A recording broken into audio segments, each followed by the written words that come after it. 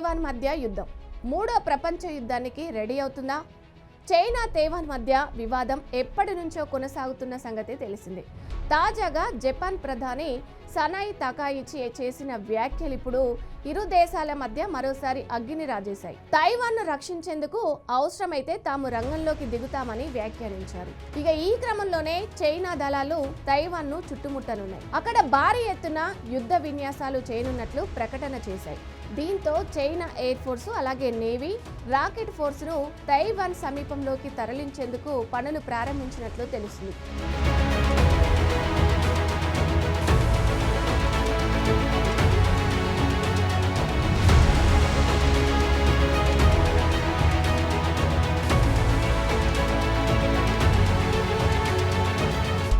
ఇక విషయంలోకి వెళ్తే చినికి చినికి గాలివానిగా మారిందన్న ఈ సామెత సరిగ్గా చైనా తైవాన్ దేశాలకు చెందుతుంది.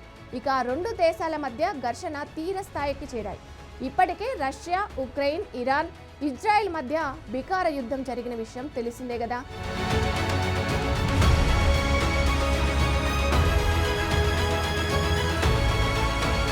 ఇప్పుడు నివురుగప్పిన నిప్పులు ఉన్న చైనా, తైవాన్ దేశాల మధ్య యుద్ధ మేఘాలు అలుముకుంటున్నాయి. ప్రస్తుతం చైనాకు చెందిన PLA eastern theatre command senior colonel she దీనిపై మాట్లాడారు. తాము జస్టిస్ మిషన్ 2025 పేరుతో తైవాన్ జలసంధిలో యుద్ధ విన్యాసాలు చేయనున్నట్టు ప్రకటన చేశారు. సముద్ర, గగనతల యుద్ధ సన్నద్ధతను పరీక్షించుకోవడం, అలాగే ద్వీప సమూహాల వెలుపల బ్లాకెట్స్ నిర్వహించడం వంటివి చేయనున్నట్లు పేర్కొన్నారు. ఇక తైవాన్లోని వేర్పాటువాద శక్తులకు ఇది బలమైన హెచ్చరిక అంటూ వార్నింగ్ ఇచ్చారు. దేశ సార్వభౌమత్వాన్ని కాపాడేందుకు చైనా తగిన చర్యలు తీసుకుంటుందని స్పష్టం చేశారు. ఇదిలా ఉండగా ఇటీవల తైవాన్కు ఆయుధాలు విక్రయిస్తామని అమెరికా ప్రకటించింది. దీనిపై చైనా తీవ్రంగా స్పందించింది. దీంతో 20 అమెరికా రక్షణ రంగ సంస్థలు అలాగే 10 మంది ఎగ్జిక్యూటివ్లపై ఆంక్షలు విధించింది. చైనా తైవాన్ వివాదం ఎన్నో ఏళ్ల నుంచి ఉంది. ఇక తైవాన్ మన దేశంలో భాగమని చైనా వాదిస్తుంది. మరోవైపు తమది స్వాతంత్ర దేశమని తైవాన్ అంటుంది. ఈ భూభాగం విషయంలోనే ఇరు దేశాల మధ్య గొడవలు సాగుతూ వస్తున్నాయి. ఇక వివరాల్లోకి వెళ్తే చైనాలో గతంలో మావో జేడాంగ్ నేతృత్వంలో కమ్యూనిస్టు పార్టీకి చియాంగ్ కైషేక్ నేతృత్వంలోని నేషనలిస్ట్ పార్టీ మధ్య యుద్ధం జరిగింది. 1927లో మొదలైన ఈ అంతర్యుద్ధం 1949 వరకు జరిగింది.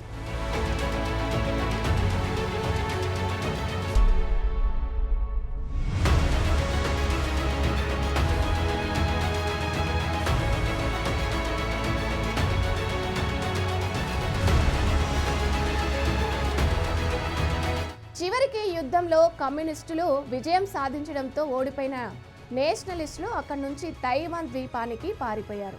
అక్కడికి పారిపోయి అక్కడ తమ సొంత ప్రభుత్వాన్ని ఏర్పాటు చేసుకున్నారు.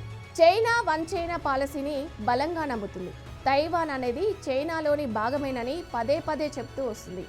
అవసరమైతే యుద్ధం చేసైనా తైవాన్ను తమ దేశంలో కలుపుకుంటామని చైనా అధ్యక్షుడు జిన్పింగ్ చాలాసార్లు హెచ్చరించారు.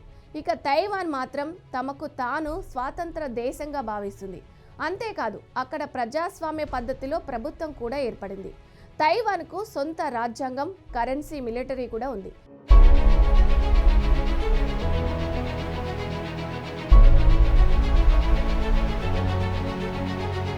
అక్కడి యువత కూడా తాము చైనీయులం కాదమని తైవానీయులమని చెప్పుకుంటున్నారు. ఇక 1945 నుంచి 1971 వరకు తైవాన్ ఐక్యరాజ్య సమితిలో వ్యవస్థాపక సభ్య దేశంగా ఉండేది. ఇక భద్రతా మండలిలో కూడా శాశ్వత సభ్యత్వం ఉండేది. అయితే 1971లో ఐక్యరాజ్య సమితి ఓ తీర్మానాన్ని ఆమోదించింది. దీని ప్రకారం మెయిన్లాండ్ చైనాను మాత్రమే చైనాకు ఏకైక ప్రతినిధిగా గుర్తించింది. ఆ తర్వాత తైవాన్ను బహిష్కరించింది. దీంతో అప్పటి నుంచి తైవాన్ UN సభ్య దేశంలో లేదు. ఇక ప్రపంచవ్యాప్తంగా చైనా ఆర్థిక, రాజకీయ ఒత్తిడి వల్ల అనేక దేశాలు తైవాన్తో అధికారిక రాయబార సంబంధాలను తెంచుకున్నాయి. కేవలం 12 దేశాలు మాత్రమే తైవాన్ను ఒక స్వాతంత్ర దేశంగా అధికారికంగా గుర్తిస్తున్నాయి. అందులో Vatican city, Paraguay, Haiti, martial islands తదితర దేశాలు ఉన్నాయి.